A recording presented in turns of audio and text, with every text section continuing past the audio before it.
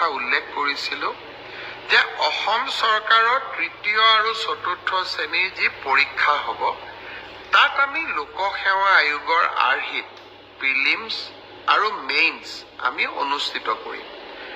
দুই এজন ব্যক্তিয়ে মোক জনাইছে যে পৰীক্ষাত নতুন নিয়ম এই বছৰ কৰিব নালাগে, কাৰণ আৰু যিহেতু 2 মাহ আছে গতিকে আমি পুৰণা বা আগৰবাৰৰ দৰে পৰীক্ষা পতাটো উচিত হ'ব।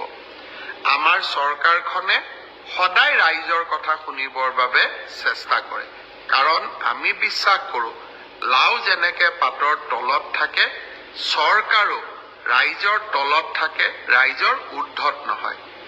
যিসকলে মোক এই পৰামৰ্শটো দিছিল দুই এজনে অলপ গালি গালাজো কৰিছে আৰু কিছুমানে ভালকৈ পৰামৰ্শটো দিছে।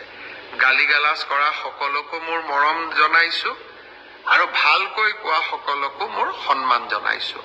আপোনালোকৰ পৰামৰ্শ অহা 2-3 দিনত আমি বিবেচনা কৰিম আৰু যিহেতু পৰামৰ্শটোত মেৰিট আছে যে হয় 2 মাহ থাকোঁতে পৰীক্ষাৰ পেটাৰ্ণ এটা সলনি কৰিব নালাগে, বিষয়টো আমি ডেফিনেটলি আমি বিবেচনা কৰি অহা 2-3 দিনতে আপোনালোকক ইয়াৰ সিদ্ধান্তৰ বিষয়ে মই অৱগত কৰিম।